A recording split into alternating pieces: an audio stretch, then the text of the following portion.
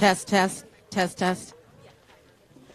All right, everybody. I am so thrilled to be here. My name is Erin Jackson, and I am with Stand Up Alaska, and we came all the way to D.C.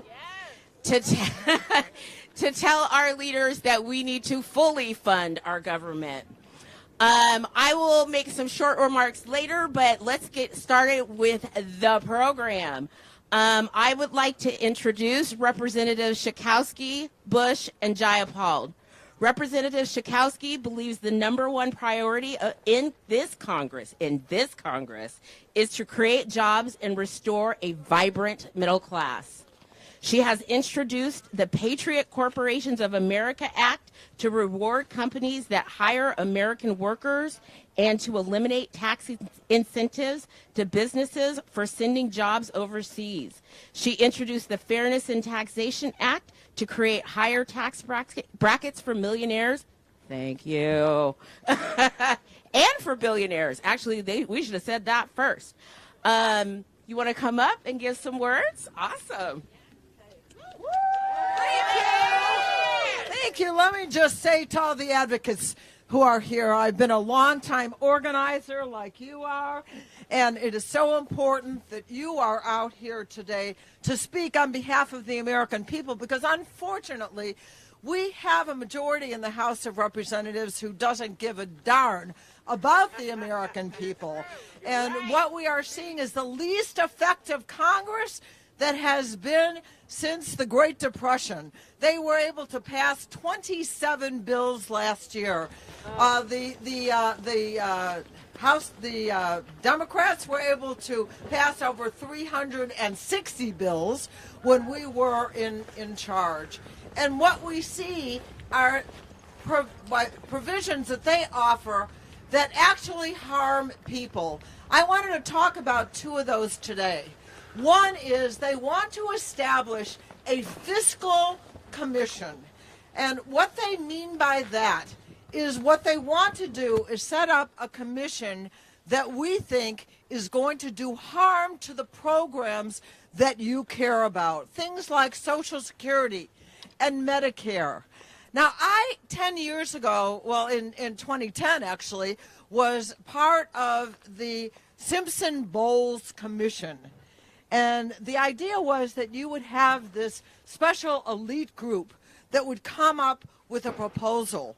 And the proposal that they tried to do was exactly what I said, to reduce Social Security because it costs too much, they say, for the American people. Can you imagine the most popular and important program that we have? And now that's what they're trying to push. Understand that the kind of programs that they are in favor of do harm, not good for the American people. So I want to talk about the Fiscal Commission and how we have to oppose that.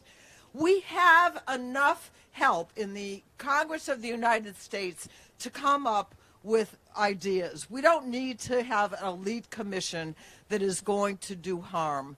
The other has to do with the poison pills that they want to offer right now. I am the proud grandmother of a trans grandson. One of the poison pills that they want to offer to an appropriations bill would be to say that the Congress would eliminate any kind of health care for trans individuals. They want to stop women in the military from being able to travel. That's one of their poison pills. Why? Because they don't want women to be able to travel to do things like maybe have an abortion or any kind of health care. They are offering poison pills right now. You're going to hear about them at their rally on Friday, to go after women in colleges so that they can't get the real reproductive care that they need. One after another, there are about 400 poison pills that have been that they want to do. Our answer is that we have to fight back. every step of the way. And I like to say to groups like this, when we fight, we win. When we fight, we win. When we fight, we win. Have to do it. Thank you.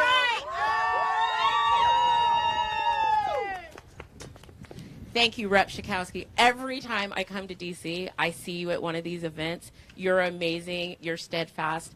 And we are honored to work with you. Thank you. Thank you. And we believe in you. So next up, we have Congresswoman Cori Bush. Cori has lived the struggles of regular everyday people endure. From the impact of skyrocketing housing costs to the payday lending to systematic racism and policing. She's lived the ways injustice in our nation holds back people in St. Louis and across America. In just her first year in Congress, amazing, Congresswoman Cori has changed the debate in Congress by introducing major pieces of legislation like the Green New Deal for cities and the People's Response Act, and led a campaign on the steps of the U.S. Capitol to prevent people from being evicted during the pandemic. That was epic. Come on up here. Woo! Thank you. And good afternoon, everyone. Good afternoon. Thank you for that introduction. And I want to start by thanking the Center for Popular Democracy, Social Security Works, and the Coalition for Human Needs and the Fair Immigration Reform Movement for convening us today in opposition to cuts to life-saving programs. Thank you. To our life-saving programs such as SNAP and WIC and TANF and more. I want to also thank my colleagues, so to Rep. Schakowsky and Rep. Jayapal, and to any others that will be coming out for being here to support and to stand up. Let me start by asking some basic questions. Why is it that our government always has money for war? Yep. But when it comes to fully funding life-saving social programs that feed, that clothe, that house people, there isn't a single extra penny to be found. Why is it that year after year our government can easily increase our already bloated defense budget, and yet there is always the looming threat of budget cuts to life-saving social programs? Coming off of Dr. Martin Luther King Jr. weekend, I think it is only fair to quote his words. A nation that continues year after year to spend more money on military defense than on programs of social uplift is approaching spiritual death. It's our money. And our government needs to get its priorities straight. MAGA Republicans are trying hard to gut these vital programs, yet Congress seems to be more focused on funding the war and the deportation machine than stopping devastating cuts that would impact millions of families across our country, particularly Black and brown families. These economic social programs further address racial and gender inequities. For example, when we look at the maternal and infant mortality rates, which disproportionately impacts Black women and children and brown folks, programs like WIC are life-saving. And when I call SNAP and WIC and TANF and other programs life-saving, that's exactly what I mean. It's not an exaggeration. These programs truly save lives. I know. I relied on several throughout my life. As a single parent in between jobs, I relied on food stamps to feed my family. As a new mom of 2 babies living in a low-income household, I relied on WIC to get formula for my babies. These programs were critical to my and my children's survival. At the same time, while I was grateful for these programs, they weren't enough. Right. When I had my 2 babies and I was on WIC, the funds I received will only cover 2 weeks out of the month. And while I was grateful for those 2 weeks, knowing that my babies, would be fed, it was those last 2 weeks of the month that would keep me up at night. Yes, it was. I would constantly wonder how I would get the money to buy the formula to feed my babies and to keep them healthy and alive.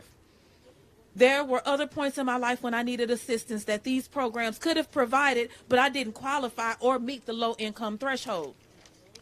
I know from personal experience that we don't just need to protect these programs. We need to bolster them. We need to expand them. When you look at the soaring rent, you look at stagnant wages and high grocery prices, skyrocketing utilities, and the gender pay gap, the people of this country need and deserve our help. And frankly, as the wealthiest country in the world, we are perfectly able to provide it. And with that, I would like to end with how I started by again quoting Dr. King. He said that America, the richest and most powerful nation in the world, can well lead the way in this revolution of values. Thank you to everyone again for coming out, and thank you for your work for a more equitable future. Thank you. You're so amazing. Yeah. Another shero. I feel like I'm living the dream right here. So another shero. Oh my goodness. Okay, so in Congress, Representative Jayapal has been a leader on immigration, including fighting the Trump administration's inhumane policies of separating children from their parents and crafting legislation to create a fair and humane immigration system. She has also authored other landmark pieces of progressive legislation, including the ultra-millionaire tax the rich. I won't finish. Okay. Dignity for Detained Immigrants Act and the Housing is a Human Right Act. Oh, thank you so much. And the National Domestic Workers Bill of Rights. Truly an American shero. Come on up. Thank you so much, Erin, and thank you to my colleagues in the struggle, Representative Schakowsky and Representative Bush. One thing all three of us have in common with all of you is we were all organizers before coming to Congress. So this is the inside and outside organizing movement working together for the American people. I'm also proud to be the chair of the Congressional Progressive Caucus. Yes, we have 103 members strong, and we are so grateful to our outside movement partners, including the Center for Popular Democracy, including Social Security Works, the Coalition on Human Needs, and the FIRM Network, which I was a proud member of when I was an activist, for standing up for our values, to stop poverty and hunger in the richest country in the world. That's right. Because the existence of poverty and hunger are not because of personal failings. They are because of bad policy choices, and we can reverse that today. Yes. WIC, TANF, and SNAP are programs that reverse those bad policy choices.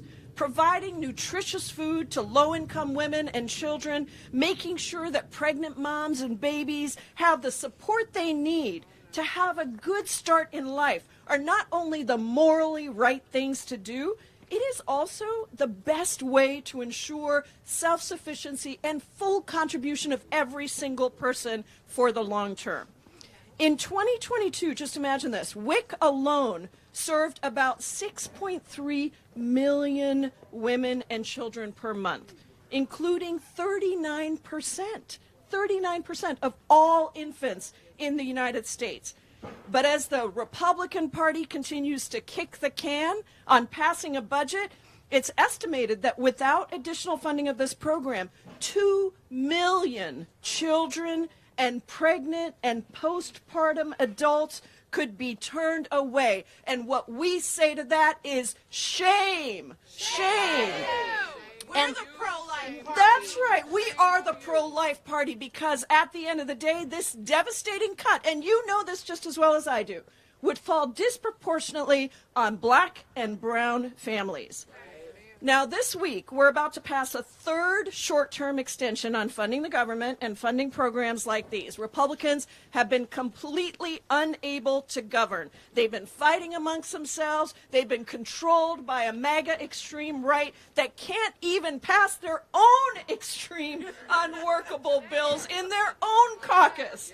They are putting out bills that cut aid to needy families while they fund tax cuts for the richest. We've always got money for tax cuts for the richest, but never for people that really need our help. They're pushing for bills that hold Ukraine aid hostage, for cruel changes that would gut our asylum system. They are putting forward bills that increase defense spending that benefits a for-profit military industrial complex of defense contractors while they cut this funding for education and healthcare and workers. It ain't right. And I was just visiting a food bank in my district in Seattle, and they told me that the levels of need today match the worst times of the pandemic. In another part of my district, the food bank there told me that 1 in 3 families now relies on the food from the food bank. Lines are stretching around the block, and what are these extreme mega Republicans focused on? Impeachments, censures, and tax cuts for the rich, and draconian xenophobic border policies that will not do anything to actually reform our immigration system.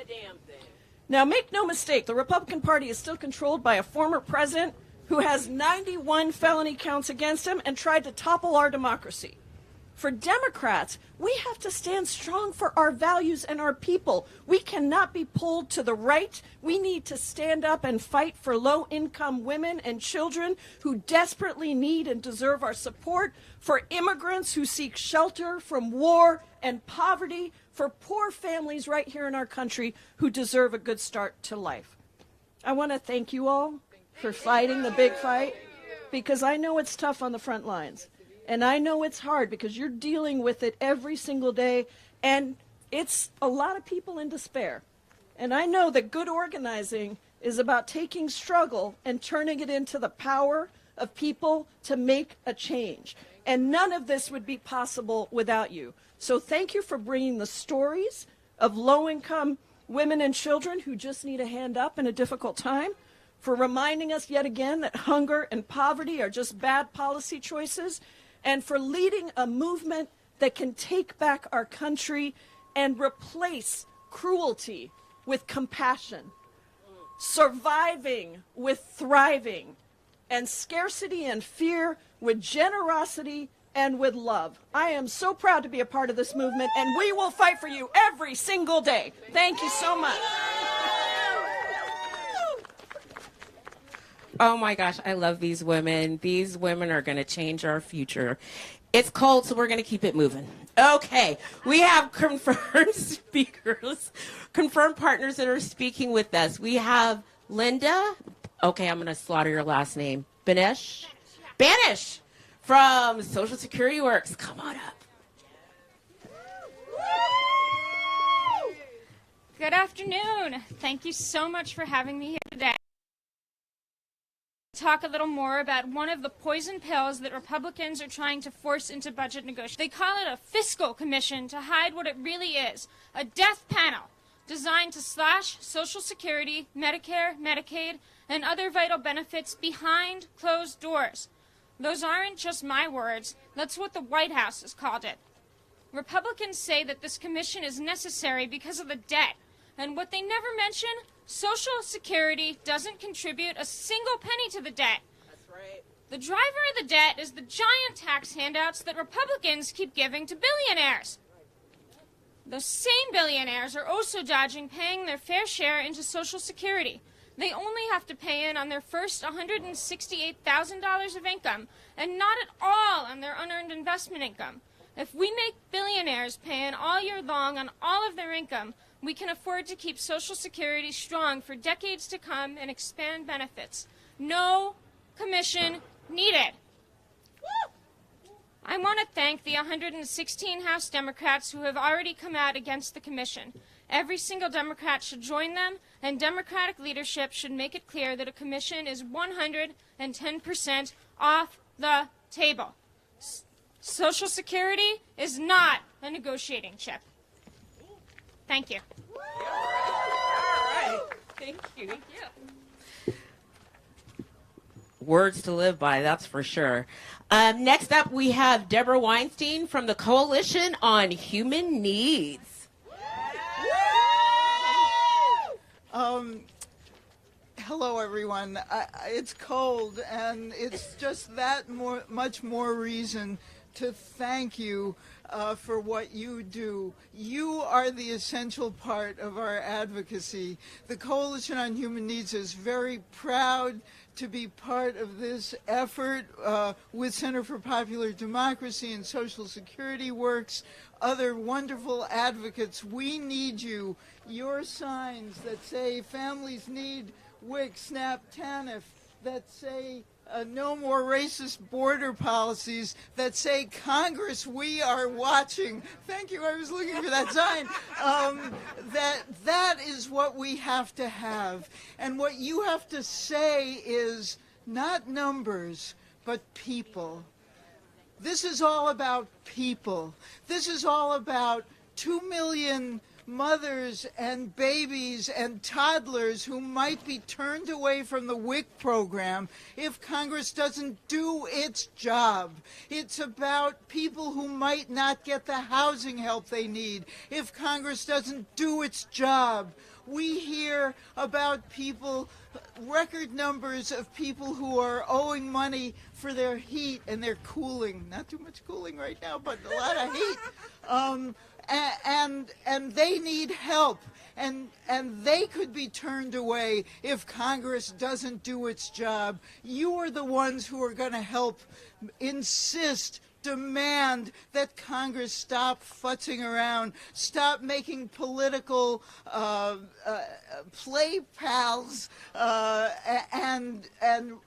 and stalling with stopgap measures instead of passing the bills that we need. It's cold, so I'm not going to say anything more except thank you. You are doing the necessary work that will get the funding we need to help our people. Thank you. Thank you so much, Deborah. That was amazing. I'm going to keep it moving. I know it's cold. Okay, we have a couple of affiliates of CPD that are here to share their stories. First up is Dennis Telemakis. Did I messed it up. Dennis from Casa. Come on up. Woo! Good afternoon. Thanks for having me here. Se puede. Se puede. My name is Dennis Telemakis. I'm from Casa, from Cameroon. I live in Maryland after fleeing away from my country for the past 6 months. I have applied for asylum already, and I am waiting to appear in court to defend myself for my case. The million of question right now is, if you take away asylum, what becomes of people whose lives are in danger, like myself? Congress, it's human right to seek asylum and to be granted asylum. Please do not criminalize asylum seekers by taking funds from asylum programs and deport us into our debt. Please do not criminalize asylum. I do not want to die. Do not criminalize asylum. Thank you.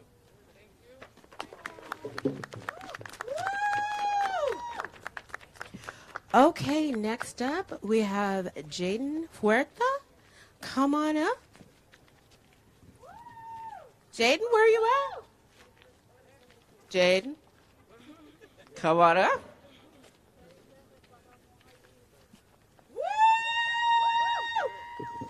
Hello, everyone. So growing up, I was always the sick kid. I always had something going on, and it would be seeing neurologists, cardiologists, physical therapists. Every week there was something different that I had to go through. And truly, it was a lot.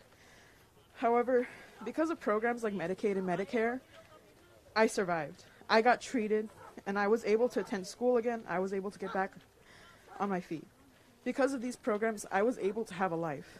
Without this vital program, I know I wouldn't have been able to afford even diagnostic tests, much less the treatments themselves. It is truly life-saving, and I know without it, I would not be where I am today. So I please ask that we continue investing in these programs and, help people out.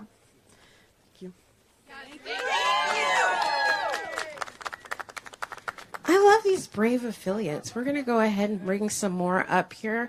And can I just say, who in this audience is conservative? No? I am. You know why? I want to conserve families. I want to conserve the environment. I want to conserve our rights.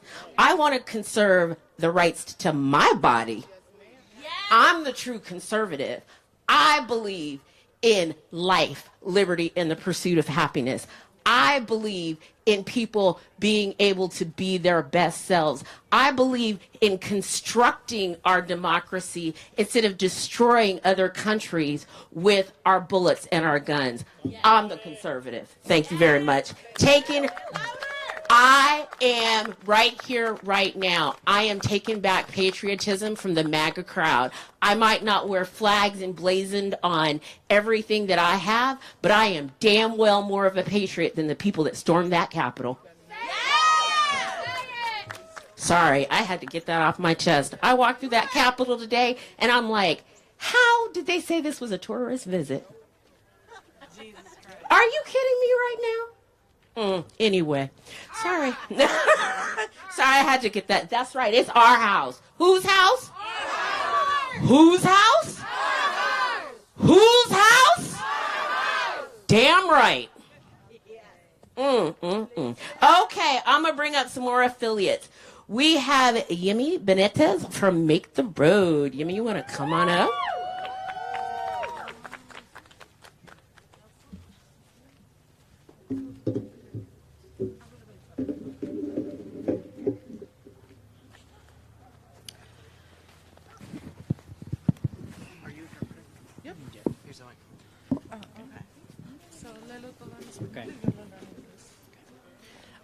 Hola, mi nombre es Jimmy Benítez, un gusto estar con todos ustedes acá. Gracias por el sacrificio que han hecho de venir en este día que está un poco frío, pero estos sacrificios valen mucho la pena porque es una lucha de de la sociedad, de nosotros como inmigrantes. Soy miembro de Make the Road, New York. Estuve detenido en la cárcel del condado de Hudson desde noviembre del 2019 hasta marzo del 2020. Los más de 4 meses que pasé detenido bajo custodia de ICE fueron algunos de los más difíciles momentos de mi vida como detenido inmigrante y solicitante de asilo. Me aterrorizan las propuestas antiinmigrantes como las deportaciones aceleradas en todo el país, cambios en el proceso de asilo y hacen aún más difícil las entrevistas por temor razonables que actualmente se están discutiendo como parte de las negociaciones presupuestarias.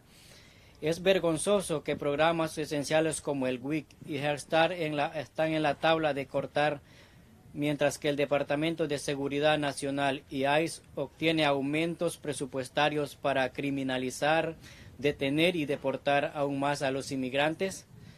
Es por eso que estamos aquí todos, para implorar al senador Schumer y a otros funcionarios electos que voten a cualquier política que perjudique a nuestras comunidades. Mientras estuve detenido durante la pandemia, varios miembros del personal murieron en Hudson y muchas personas se enfermaron. Apenas teníamos artículos de limpieza básicos, los baños estaban obstruidos regularmente y temíamos por nuestras vidas. Entonces iniciamos una huelga de hambre, la inicié con otros compañeros estuve detenido y fue que para poder obtener todos los insumos básicos que necesitábamos los detenidos. Y creo que las luchas se inician desde un punto que nos sentimos vulnerables y creo que esa huelga de hambre para mí fue lo más importante, donde yo empecé a organizarme y a organizar con las organizaciones después que salí de detención. Eso para mí fue muy importante y valioso porque aprendí y sigo aprendiendo que las luchas sociales se ganan organizando y construyendo los métodos de justicia.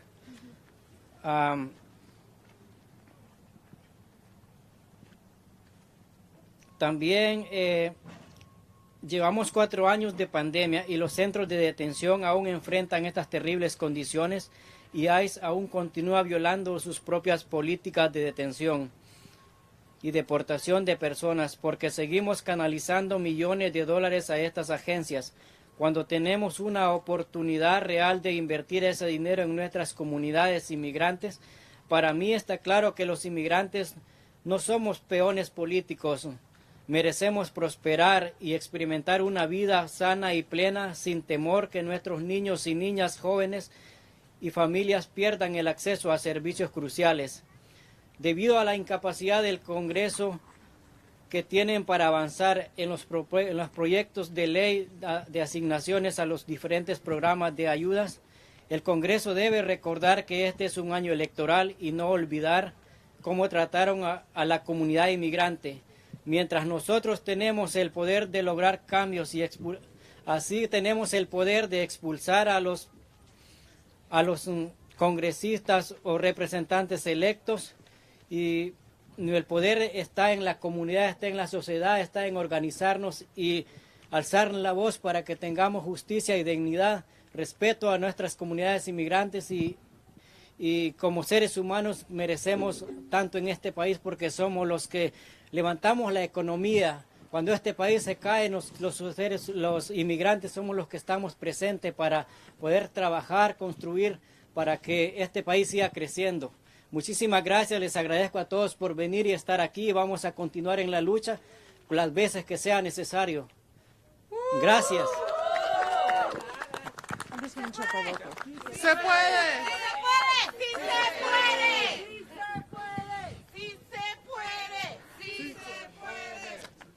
Hi, everyone. I'm just going to translate Jimmy's testimony very briefly. I'm Luba, organizer with Make the Road New York. So Jimmy said, my name is Jimmy Benitez Lopez, and I'm a member of Make the Road New York. I was detained at Hudson County Jail from November 2019 through March 2020. The more than 4 months that I spent in ICE custody were some of the most difficult of my life. As a former detainee and immigrant, I am terrified of the anti-immigrant proposals such as expedited removal across the country, changes to the asylum process, and reasonable fear interview that are currently being discussed as part of the budget negotiations. It is shameful that essential programs such as WIC and Head Start are on the chopping board while DHS and ICE are getting budget increases to further criminalize, detain, and deport immigrants. That is why I'm here today to implore Senator Schumer and other elected officials to vote no on any policies that will harm our communities. While I was detained during the pandemic, several staff died at Hudson and many people were sick. We barely had any basic cleaning supplies and we felt scared for our lives. So we started a hunger strike to demand our freedom, or at minimum to get basic supplies to take care of ourselves. We're 4 years into the pandemic and detention centers still face these terrible conditions, and ICE still continues to violate their own policies on detaining and deporting individuals. Why do we continue to funnel millions of dollars to these rogue agencies when we have a real chance to invest that money back into our communities? It is clear to me that immigrants are not political pawns. We deserve to thrive and experience healthy and fulfilling lives without fearing that our children and families will lose access to crucial services because of Congress's inability to move the appropriation bills forward. Congress, you must remember that this is an election year, and we will not forget how you treated the immigrant community. My people, we hold the power to make change, and we will vote electeds out who do not support our Black, Brown, LGBTQ, and immigrant communities. Thank you.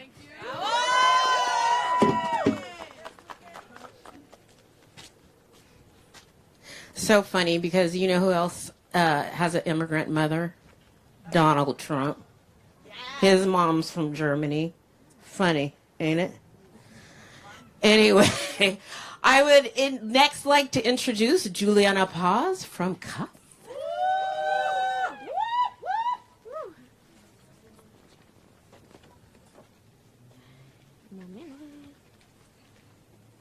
Okay. Buenas tardes, mi nombre es Juliana Paz, soy parte de CUF y también miembro de las Doñas. Vengo a representar vengo a representar a muchos, la verdad. Principalmente a las comunidades negras, morenas, latinas y demás, porque todos somos uno, siento. Sabemos de la clara postura de CUF contra los compromisos presupuestarios que respaldan políticas fronterizas punitivas y colocan los presupuestos republicanos en el contexto más amplio de un asalto prolongado a las familias. Los posibles recortes a programas sociales esenciales y los peligros asociados con la solicitud de financiación del presidente Biden. CUF insta a pedir al Congreso que luchen contra estos recortes y políticas fronterizas peligrosas y enfatizando la responsabilidad moral de priorizar la seguridad y salud sobre las ganancias y la propiedad después de la pandemia global. Gracias, compañeros, por estar acá, por darme la seguridad de levantar mi voz y de levantar a muchos que aún no se atreven. Gracias por su liderazgo día a día. Gracias. I'm just gonna translate. Juliana Paz, she's a CUF member and a member of Las Doñas Academy. CUF is in Brooklyn and Queens, representing over 15,000 members, primarily Black, brown, and immigrant New Yorkers. We know CUF's clear stance against border compromises that support punitive border policies and places Republican budgets in the broader context of a prolonged assault on families. Compromises, such as potential cuts to essential social programs and the dangers associated with President Biden's funding requests. CUF urges Congress to fight against these cuts and dangerous border policies, emphasizing the moral responsibility to prioritize safety and health over profits and property in the aftermath of the global pandemic. Thank you.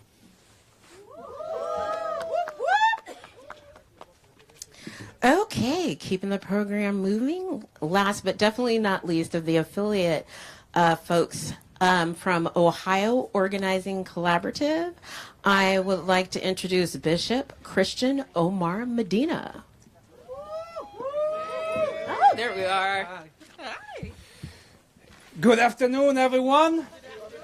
Buenas tardes a todos. We are gathered here today in this very cold day because, in the words of Dr. Martin Luther King Jr., who we just celebrated, in his words, he said, there is a time when silence is betrayal. And if we stay silent in critical times such as this, we are betraying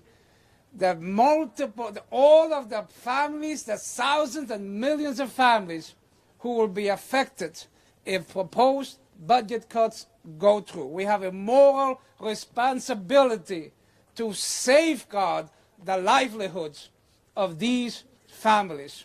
Because for many, when they look at this budget, they may look at line items. But we actually work day in and day out with actual individuals, human beings, who are not just line items, they are not numbers, they are lives who are struggling to survive each day. People like Tatiana, a single mother who I've had the privilege to work with, who is a single mother of 5. Her husband abandoned the family, left her with 5 kids. If it wasn't because of these crucial programs such as TANF, WIC, Head Start, and others, she would not have been able to raise those children and accomplish what she has accomplished. Despite all of the things that she was struggling with, she went to college, she became a professional, she's working at a hospital, and with the income that she's making now, she's sustaining all 5 of her kids. But it was programs such as the ones that we're fighting for that made it possible for that single mother to make it to the other side. So therefore, today, we are gathered here to remind everyone that we will not go quietly into the night. We will oppose any budget cuts that go under the Responsible Fiscal Act. And if it's not us, who? And if it's not now, when? Thank you so much, and God bless you.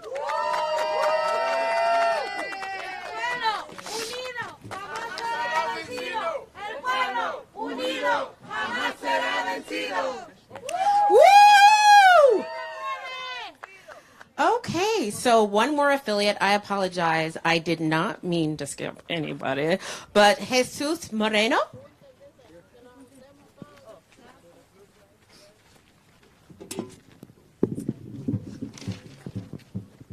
Buenas tardes, mi nombre es Jesús Moreno, soy un líder con Unidos Minnesota y somos un miembro de la Red Firm. Good afternoon, my name is Jesus Moreno. I'm a leader with Unidos Minnesota and we're a member representing the Firm Network. Soy uno de los más de 12 millones de trabajadores esenciales sin estatus que mantuvimos a flote los sistemas de alimentos, la manufactura, las industrias de servicios para que los estadounidenses pudieran resguardarse en casa durante la pandemia de COVID-19. I'm one of the over 12 million essential workers without status that kept the food systems, manufacturing, and service industries afloat so that Americans could shelter at home during the COVID-19 pandemic. El impacto total del sector alimentario e industrial se valora en 7.43 trillones de dólares. Nuestra valentía mantuvo en funcionamiento este país y su poderosa economía. The total impact of the food and industry sector is valued at $7.43 trillion. Our courage kept this country and its powerful economy running. Aunque estuvimos considerados esenciales en tiempos de crisis, algunos políticos hoy olvidan nuestros valores humanos y nuestras contribuciones, negociando con nuestras vidas sin consideración. So while we were deemed essential during times of crisis, today some politicians forget our human worth and our contributions to bargain with our lives without regard. Y escuchamos que estos políticos quieren expandir la detención de inmigrantes y aumentar los arrestos, causando la separación de nuestras familias, debilitando la protección otorgadas a través del asilo y eliminando la libertad condicional de inmigración. We hear that these politicians want to expand detention and enforcement, separate our families, gut the protections granted through asylum, and throw away our immigration parole. Actualmente, el presidente Biden y el Congreso de Estados Unidos están negociando nuestra humanidad, los derechos de los seres humanos y las protecciones de inmigrantes y refugiados en este país. Currently, President Biden and the U.S. Congress are negotiating our humanity, the rights of human beings, and protections of immigrants and refugees in this country. Nuestros trabajadores esenciales, inmigrantes y refugiados son más valientes de lo que ustedes se imaginan. Our immigrant and refugee essential workers are brave beyond measure. Necesitamos que el presidente Biden y el Congreso igualen nuestra valentía, la valentía que demostramos cuando este país más nos necesitaba. Nos pusimos al frente por este país y ahora necesitamos que el presidente Biden y el Congreso nos pongan al frente. Cumplan su compromiso y palabra, protegiendo nuestros derechos y nuestra integridad. We need President Biden and Congress to match our courage, the courage that we demonstrated when this country needed us the most. We showed up for this country, and now we need President Biden and Congress to be the line of protection and defense and deliver his commitment and honor their word by protecting our rights and our integrity. Presidente Biden y Congreso, brinden alivio, brinden recursos y cumplan la promesa de este país. President Biden and members of Congress, bring relief, bring resources, and make good on the promise of this country. Fight, fight, fight! Asylum is a human right! Fight, fight, fight! Asylum is a human right! Fight, fight! Asylum is a human right! Fight, fight, fight! Asylum is a human right! Fight, fight, fight! Asylum is a human right! Fight, fight, fight! Asylum is a human right! Thank you. Thank you.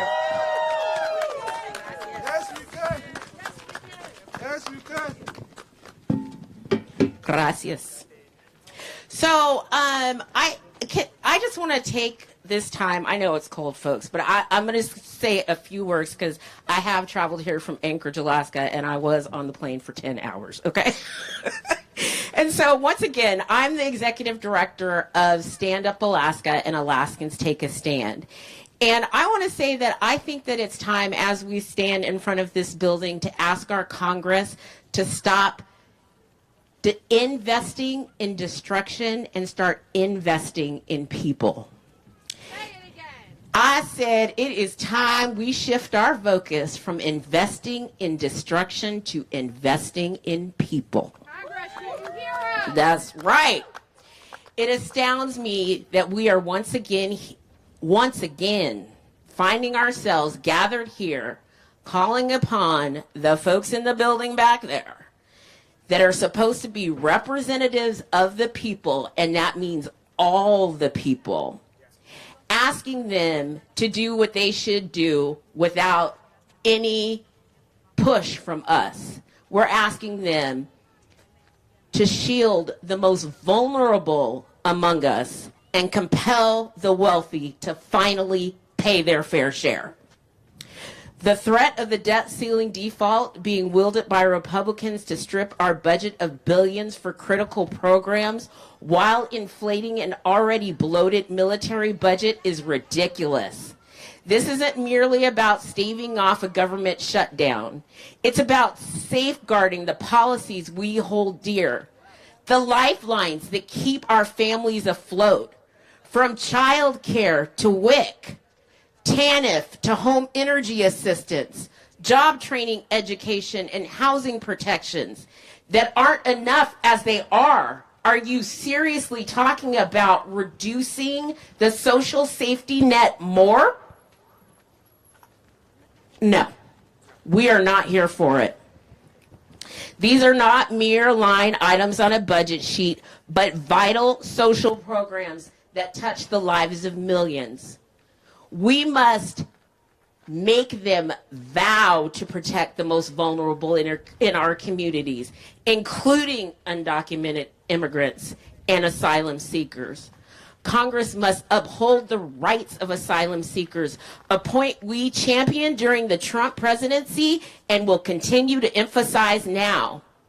Any erosion of our asylum policy would be a regression to the dark days of pre-World War II, a time when Jews fleeing the Holocaust were turned away.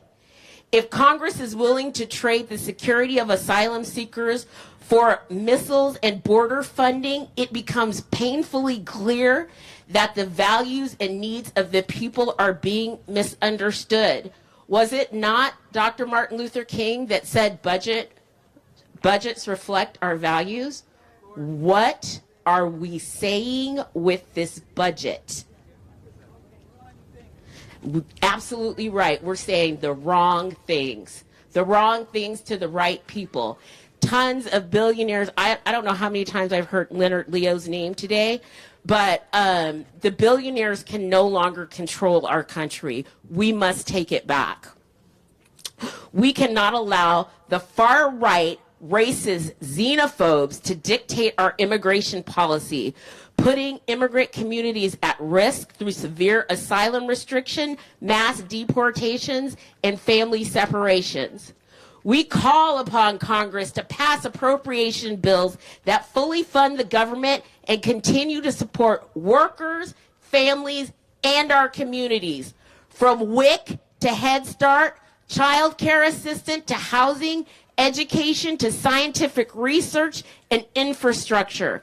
These social programs, along with immigrants, are vital for our national growth and prosperity.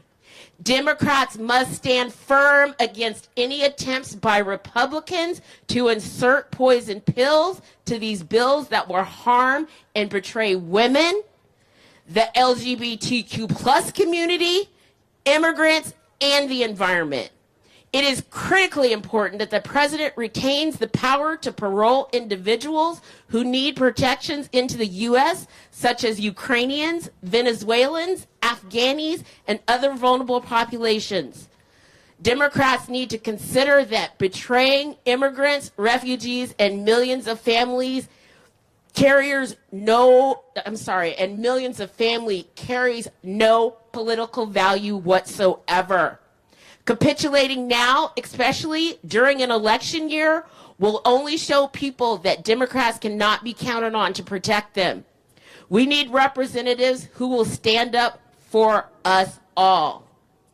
In conclusion, I call upon you, our elected leaders, to make the right choices, to prioritize people over politics, to uphold our shared values, and to protect the most vulnerable among us. Let us invest in our people. Let us stand together, and let's build a brighter future for all of us. Let's stand up for women's rights.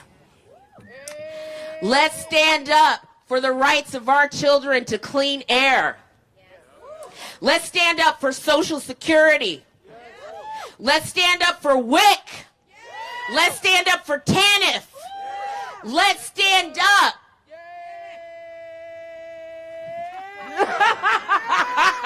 She just gonna stand up for everything. Let's stand up for us. Let's stand up for our communities. Let's stand up and fight back. Stand up. Stand up. Stand up. Stand up. Do we have one more representative to speak?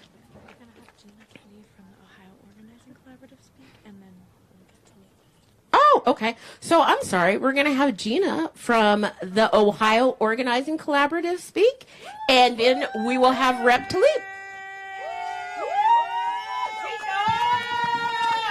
Thank you, guys. I'm going to need that same energy when I run for president, y'all. Hey, everyone. Thank you for joining us today on this much-needed, crucial gathering that we're having here. My name is Gina Kenny. As Aaron introduced me, I am the advocacy chair member of Building Freedom Ohio, which is under the organization of Ohio Organizing Collaborative. I am from Cleveland, Ohio, which is very much in danger of poverty. We have so many families suffering right now because of these cuts that Congress has brought upon us. We need these necessities as women, the WIC, the food stamps, the child care, and everything else that comes with it. You know, I'm 40 years old, and growing up, my mother, in fact, depended majority of my life on these benefits. If it were not for these benefits, I could probably reassure you that I probably would have ended up in the system because my mom would not have been able to take care of me and my siblings. I myself have 3 children. And I will also let you know that I myself probably wouldn't have been able to tend to my children if it wasn't for these types of benefits. It is very concerning to me that the more and more and more that we come here to DC to fight for our rights, human necessities, they're continuously counting us out. Every move they make, it's always targeted towards us, the poor people. It's never, ever, ever, ever, ever, let's do some budget cutting from the rich people. All the money, the billions of dollars that they sit on, and we're really talking about right now, in 2024, taking from the least vulnerablest people, whether it be these benefits or immigration or anything else. You continuously keep taking from the poor people. Let's be honest, Congress. You work for us. Again, you work for us. Start doing your jobs. Do your jobs. Do your jobs. Do your jobs. Do your jobs. We will not be silenced. We will continuously keep traveling, whether it's from Alaska. That's right. Whether it's from New Jersey. That's whether right. it's from Nevada. We're coming. Or up north in Cleveland. We'll be back here every single time we have to continuously remind Congress that you work for us. That's right. This is our house. Do what the people expect you to do, and do what we voted you in to do. Thank you. Start protecting your people. That's right. Not taxing the rich, continuously cutting from poor people is not working for us. When will it be enough? We are tired of gathering. We are tired of crying. We are tired of begging. We are asking you to please give us our human rights, housing, benefits, all of that. As we've stated, our lives are not negotiable. Everybody with me? That's right. Our lives are not negotiable. One more time. Our lives are not negotiable. And with that, I think I've said enough. Thank you. Okay, so right now we have a woman that needs little to no introduction. Representative Tlaib. Throughout her time in office, she's focused on helping constituents get through everyday challenges while holding corporate polluters and billionaires accountable for taking advantage of the communities she represents. A bold, transformative leader and public servant, as well as a daughter of Palestinian immigrants. Rep. Tlaib is fighting for families of all backgrounds, especially people who've been left out and marginalized. Rep. Tlaib, oh, it's always so good to see you. Thank you. Thank you all so much. It's always, I hate not being able to look at y'all. Thank you so much for allowing me to share space with all of you today. Thank you for being here, because so many of my residents can't be here. And you speak on their behalf. You occupy this space on their behalf. So thank you on behalf of every single people, again, that benefit from the importance of food assistance programs and so much more. Thank you. I know this much. You know, I grew up in the most beautiful, blackest city in the country, the city of Detroit. Detroit! That's right. All right. We kind of just tell it like it is. Yeah, we do. So I'm going to tell it like it is. Yeah. We know that our budget is a statement of values. You guys know this. So why is it that year after year our government spends billions of dollars on war and destruction? But every year my colleagues and the powerful people in Washington tell me that there is no money for life-saving programs to address hunger and poverty, that the deficit is simply too high, only to turn around and pass yet another, y'all, this real record-breaking military budget, giving $886 billion of our tax dollars to fund bombs, weapons, war, and crimes. No questions asked. The need for child care and affordable water for working families in my district is so prevalent. I know the GOP has made it clear that they want to cut funding for Social Security, Medicare, TANF, SNAP, and WIC. I mean, these are life-saving programs for my residents. And I know it's disgraceful. You all know this. We got to continue to speak that truth.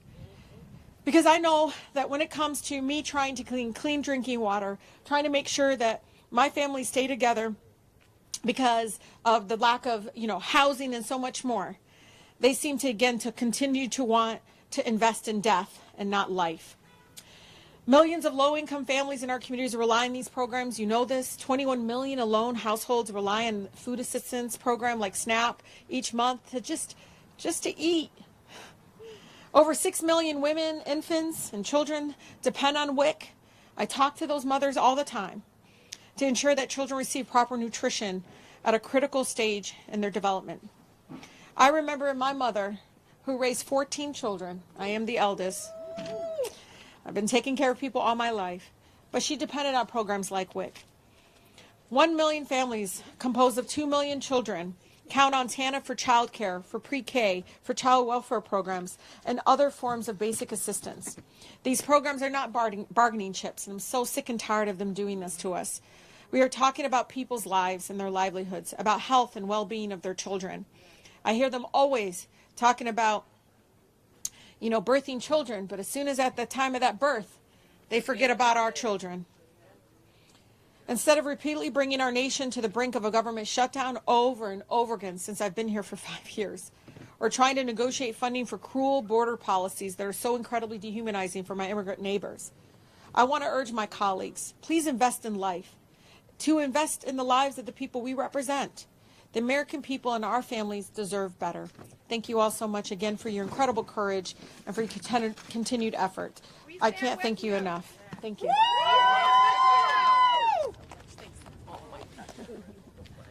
My mom's from Detroit. I just want you to know that. Motown. All right. And thank you for helping bring that city back, for real. We are going to close out, but in closing, I want to reiterate what she said. It is really time to invest in people and stop investing in death. Like, that is really powerful. And our government seems to want to just invest in death. And quite frankly, we're here for the people, right? Because the power of the people don't stop. Say what? Ain't no power like the power of the people, because the power of the people don't stop. Ain't no power like the power of the people, because the power of the people don't. Say what? Ain't no power like the power of the people, because the power of the people don't stop. Say what? Ain't no power like the power of the people, because the power of the people don't stop. That's right. Thank you very much. We appreciate each and every one of you. Keep up the hard work. This community is what's going to make the difference. We're gonna make them stand up and take notice and realize that this is our country. They're only there temporarily. We're here forever. Worst nightmare. Lord,